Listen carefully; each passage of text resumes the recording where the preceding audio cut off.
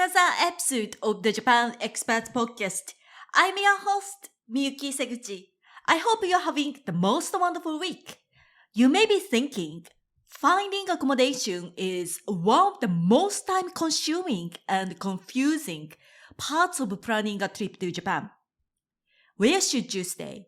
Which area feels safe? And what's actually convenient? If you're staying in more than one place, which most travelers are, another layer gets added. How many nights should you spend in each location? In a country as geographically diverse as Japan, that decision alone can feel overwhelming without understanding how places are actually connected on the ground. On top of that, Japan has unique accommodations you won't find elsewhere. Without local context, it's hard to know what they are really like or whether they'll suit you. Does the air conditioning work in every room? What is it actually like sleeping on tatami flooring? Many of you also have specific needs or preferences, such as, I'd like to stay in a traditional inn with a private onsen, or my family has backaches, so we need Western-style beds. These are some of the most obvious questions that come to mind for many travelers. They may be important for comfort and for personal preferences. Meanwhile, there are other accommodation decisions people make without realizing how much they matter. These choices are often made without local context, and they quietly affect the quality of the entire travel experience. And having helped countless travelers create more meaningful, memorable experiences, I've noticed clear patterns. Certain accommodation decisions tend to lead to a more surface-level experience simply because they are not made in a way that supports the journey as a whole. So today, on this Japan Experts Podcast episode, I want to walk you through 3 common accommodation pitfalls I see when people plan their Japan trips and explain why they can limit the overall experience without you even realizing it. My hope is that this episode gives you a bigger picture way to approach accommodation decisions, grounded in local context and a moment to pause and reconsider so you can make choices that genuinely support the kind of Japan travel experience you want. Whether you're just starting to search for places to stay or you've already bookmarked a few options, this episode will help you step back and look at those choices a little differently. You are listening to Japan Experts, the podcast that helps you plan, book, and enjoy an effortless and immersive journey to Japan. Excited to visit Japan but overwhelmed by endless options, confusing transport or language barriers? I get it. I'm Miyuki Seguchi, licensed guide and your cultural bridge to Japan. I've helped countless travelers turn their Japan dreams into seamless and unforgettable adventures, and I'll help you do the same. In every episode, you'll discover local tips, expert knowledge, and first-hand insights to plan with peace, travel confidently, and create lifelong memories in Japan.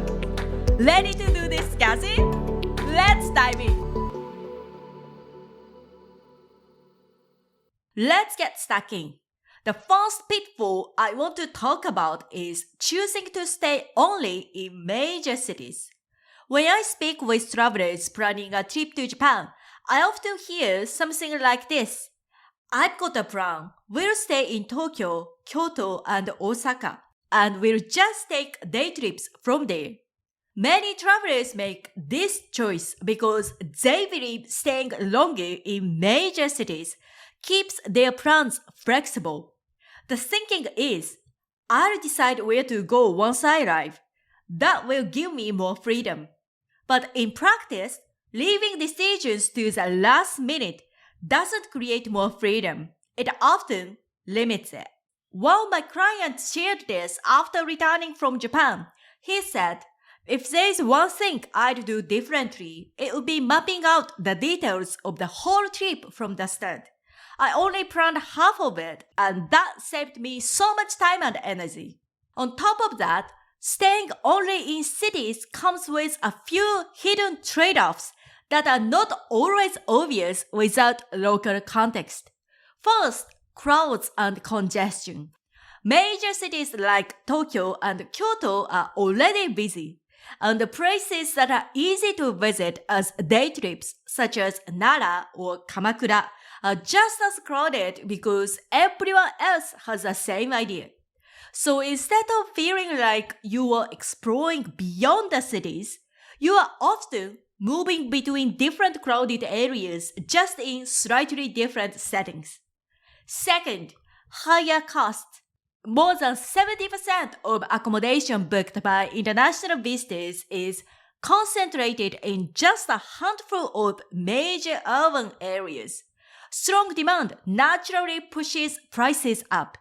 The last time I stayed in Tokyo, accommodation prices were 2 or even 3 times higher than what's common in other parts of Japan, often without offering a better experience in return. This is something travelers rarely realize without seeing how accommodation pricing works across regions. And this leads directly to my next point. The second pitfall I'd recommend reconsidering is choosing to stay only in Western-style hotels. Japan has accommodation styles that simply don't exist elsewhere. When you skip them entirely, you limit the types of experiences you could have on your trip, no matter how deeply you try to engage with the culture. One example you may already be familiar with is a ryokan, a traditional Japanese inn. A ryokan is not just a place to sleep. It's an experience shaped by local customs, hospitality, and regional traditions, which you can truly appreciate when you understand the local context. Many ryokan feature onsen hot springs. They serve kaiseki meals made with seasonal and regional ingredients. Some feel almost like living museums with flower arrangements in the lobby, a welcome tea on arrival, and evening experiences that reflect local traditions. You will also find other types of accommodation such as family-run inns known as minshuku or temple lodgings. These are often located in rural areas where the surrounding lifestyle is part of the experience. The more rural you go, the more likely you are to find these traditional stays. If you choose to stick only with Western-style hotels, similar to those found in major cities around the world, you will naturally need to stay in cities. That often means missing out on experiences such as soaking in a countryside onsen, spending a night in quiet seaside town, or discovering a regional specialty. It also means fewer opportunities to observe local traditions and everyday life up close. These are often the moments travelers remember the most. In some cases, you may still find a traditional inn in a city, but the selection is usually limited and the prices are often significantly higher. The same type of stay in a regional area can feel more authentic, more personal, and better value, especially when chosen with local insight.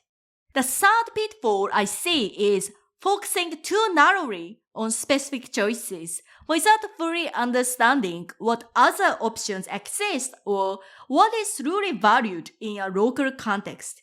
One of the most common things I hear from travelers is, I want to stay at a traditional inn with a private onsen in Hakone. It is great to be clear about your needs and interests, and this makes sense logically. After a long flight to Tokyo, many people imagine heading somewhere quieter to relax in a hot spring. Hakone is also well known as a place to see Mount Fuji, so it naturally becomes an easy option. The reality is that because of this strong demand, Hakone is already heavily visited by international travelers, and prices have risen accordingly. This is where it's worth pausing to ask a few questions.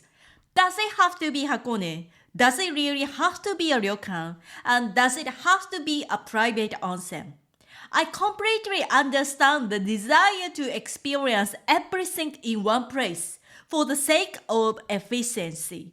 But when you widen your search and understand what other options exist, you often start to see much better value and a wider range of experiences. There are other accommodation styles and onsen towns that may suit your needs just as well or even better. Just because a place is mentioned frequently online doesn't mean it's the right choice for you. In fact, I often suggest alternative onsen towns to my clients that are quieter, less crowded, and more affordable. These places often allow for a more relaxed stay and natural interactions with locals, something that becomes possible when you understand the local context and the Japanese mindset. And they absolutely love staying in these places. Another concern I hear frequently is, I don't want to sleep on the floor. This is completely understandable. Even Japanese people do not sleep on tatami in their daily lives. And sleeping on tatami flooring does not automatically mean a thin or uncomfortable mattress. This is a common misconception. Many futon setups are surprisingly supportive, and many of my guests tell me they had some of the best sleep on their trip on tatami flooring. Trying it for 1 or 2 nights can be a rare and memorable experience rather than something to dismiss entirely. Being open to these kinds of choices is often what makes a trip feel personal and truly once in a lifetime. It creates stronger memories and encourages a more flexible mindset while traveling. So to recap, the 3 most common accommodation pitfalls I see are staying only in major cities, staying only in Western-style hotels, being too narrow in your choices without understanding what other options offer in a local context. If you're making these decisions intentionally and fully aware of the trade-offs, I'd support your decision. But if you're hoping for more authentic and meaningful travel experiences in Japan, these choices can quietly limit the depth and quality of your trip without you realizing it. That is why knowing the local context is so important. It changes not just where you stay, but how you experience Japan as a whole. If you'd like to gain deeper local insights and receive personalized suggestions that reflect both your interest and what works best on the ground in Japan, I'll be happy to help. You're very welcome to message me on Instagram at japan.experts or join my free Facebook group, Japan Experts Community for Travelers. I'll walk you through your next best step and help you create the kind of experience that feels truly meaningful and memorable. And if you haven't downloaded my free Japan travel guide yet, that's also a great place to start. You'll find a link in the show notes.